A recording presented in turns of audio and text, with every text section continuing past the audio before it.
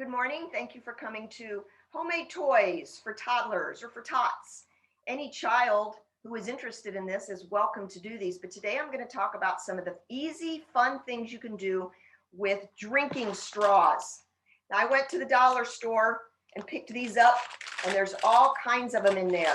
But if you can get the bendy ones, these are fun. And so a straw where they stretch it out and then have to squish it back together. This is a lot of fun, and this can be something where they can spend a lot of time stretching it back and forth and playing with some bendy straws, right? And you can make funny shapes. All of these things will be just a fun thing for the child to play with. So the reason these are so that I'm talking about these toys is that we all know for the mom, I can say the grandma or the parent, but if I say mom, I'm meaning the adult in charge, that the mom, this can really save your sanity, and it saves a lot of money. We all know how wonderful it is to get these really cool toys, and then the kids play with them for a few minutes and then spend the rest of the day climbing in the box. We've all had experiences like that, and it's not bad to have toys, but we also tend to forget that a little goes a long way with toys. And children forget to develop their creative thinking if all their toys do things for them. And so finding something in the junk drawer or the recycle bin, this will be from the recycle bin, these are just fun ways that your kids or grandkids can play with them. And then when you're done, you don't have to keep them. For the child, it really has a much more peaceful atmosphere to not have too many toys. So I'm going to start with some easy ones. I mentioned the bendy straws. Just bend them. They can bend them until they don't work anymore, and that's okay. Then you can have a chance to help them with some scissor skills.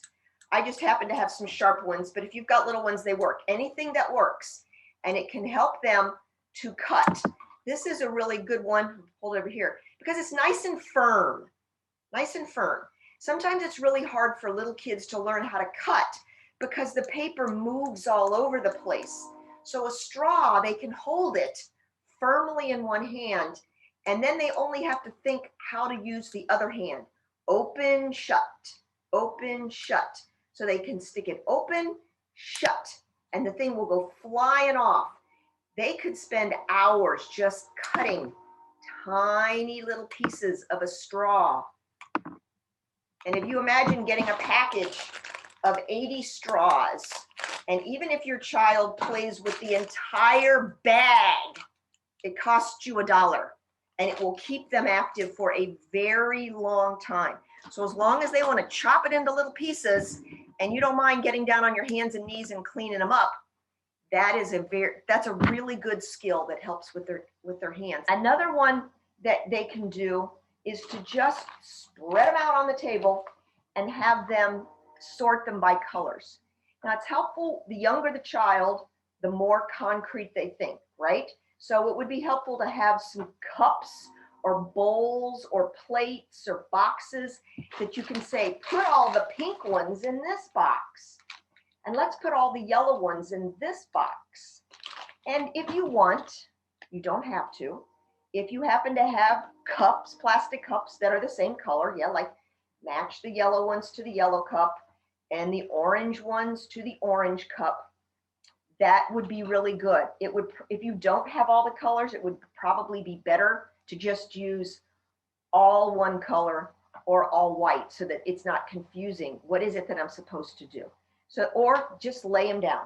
As they get to be a little bit older, you can just lay them in a pile on the table. But the younger the kids are, the more they need concrete boundaries for what they're supposed to do. It just helps with them developmentally. And you can also throw a bunch of straws on the table, and then you can have them sort them by size. These are some little ones. These are some big ones. This one is a really big one. And then you can have them sort by size. You may discover as they're sorting by size that they might wait and see if they discover this on their own. And if they don't, after a little while, it's not a big deal one way or the other. But here's something that you can show them, that you can fit the little one inside the big one. And that would be an interesting thing for them to learn, help them see sizes. And here's an even bigger one, and little things can fit in there. Now, you don't have to only do straws. So let's say you've only got a package of straws. It doesn't have to be other straws. It could be a Q-tip. This Q-tip fits in there, or a toothpick. The toothpick fits in there. And these are things that, all kinds of little stuff. We're amazed at how long you have a bowl and your child just drops things through the straw into the bowl. I think you'll be kind of surprised that how often they will think that is really, really cool to do. So some little bit harder things developmentally that you can do with straws is to do something like this. Here's a toilet paper tube. I've got a hole punch. If you don't have a hole punch, you can poke holes in it some other way. And then they can stick, I have to get a skinnier straw to point out, stick the straw through the hole and see if they can make it come out the other side. And that's another one that takes a little bit more eye-hand coordination and a little bit more developmentally with being able to hold the straw and maneuver it. An older kid who wants to, this would be kind of fun for them, because there's a lot of, I'm getting off track, but there's a lot of tools that we just use, and we do this for our kids so that they can play the game. But if you will say, poke some holes in this toilet paper tube, that in itself can take some time. The point is that an older kid can poke these holes themselves, and it helps with the hand development, which is what this is all about. Another thing that is fun, and we all have out of the recycle bin some kind of plastic container with these holes in it. So, take your straws and cut them into smaller pieces. And the only reason you want to cut them is so that they will fit into the container. And then they will drop them into the container. And you can fill this. And then when they're full, they dump it out and they do it again. If you have little containers, you will need little straws, obviously, to fit in the holes. These are coffee stirrers. And if you're really cheap like I am, next time you go to a coffee shop, you only need a couple. Just enough that you can cut them into smaller pieces so that they fit in the hole and then fit in here. But you can also use these big ones. This is another example of something. I put this in a glass jar, but this is what my family calls shaky cheese. You know, that dry Parmesan cheese. It fits into a ball jar, and that way I can get rid of the plastic and save the jar. But these larger straws will fit in there, and so will these giant straws, but they are a little bit tight fit. And this one will be fun for older kids that can't just drop it in mindlessly. They actually have to make it fit and twist it around to get it all the way down in there.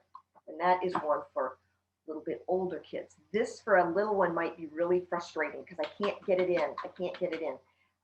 So make the job easy for them. A shoelace and all those little pieces that I just saved, I cut. But again, you can do this cutting every single time.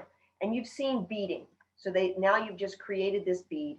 And again, it doesn't matter because they don't slide so easy. It's not quite so important as to put a knot at the end. But they would put the pieces of straw, and it can be big pieces. It does not matter. Push it in there. The larger one will take a little bit more dexterity to get it all the way through than the small one. So they said it doesn't matter, but if you find your child is frustrated because they can't get it in, just cut it smaller.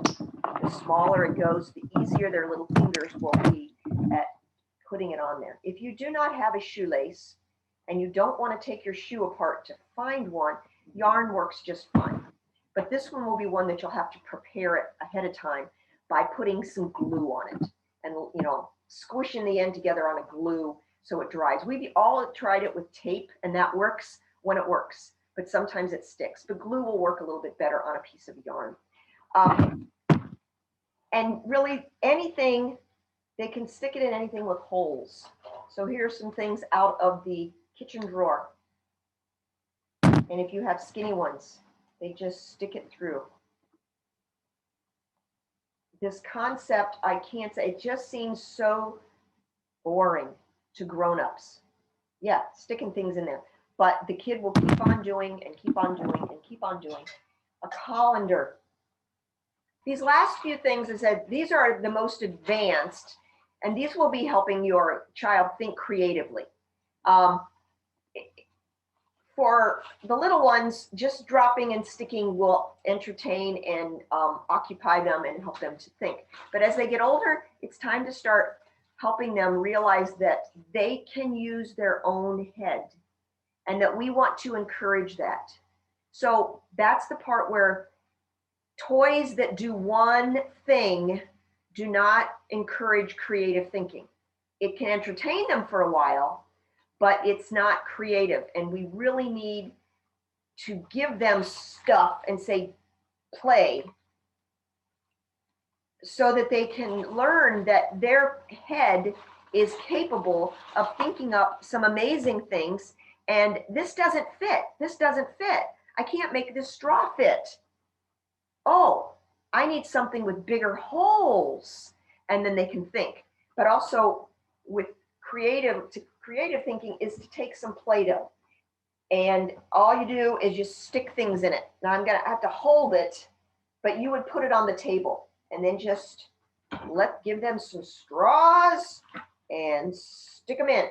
If you're comfortable with scissors, they can cut it. But the point here with the straws is they stick it in.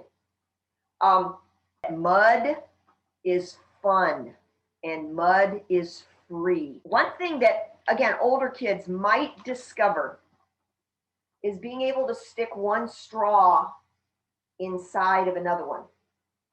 The little ones are too young. They're not going to get this. So I wouldn't even bother. But when a kid gets to be 4 and 5, and if they have an engineering thinking and they like to build things, you could have them cut the straws about this big, make a slit in one end of all of them, and then see if they can stick them inside. And this will be one, as I'm going to cut this one up, you know, that little slit helps it to slide into the other one. And how long can they make this straw? I remember the last one that I was going to say. This one is a fun one, and probably the little ones can try this. All right, take a straw and a pom-pom. Put the pom-pom in your hand and blow it off. See if they can do that. Then, when they get that, put it on the table and try to blow it across the table. Siblings can have races because they will soon learn that if they get close to the pom-pom and give a hard blow, it will go faster than if they stay back here and give an easy blow. And then once you feel comfortable that they can know how to blow and not suck in, you don't want them to suck on this next one. If you're comfortable with them blowing, then an art project is to put a pretty big puddle of paint onto a piece of paper, and then they blow it. It'll cause the paint to spread out, and then you blow it over here, and then you blow it over here, and it makes like a tree trunk. And then they can either wad up little pieces of tissue paper and stick on there, or you can paint. That's kind of getting off into art stuff, but it all starts with a straw.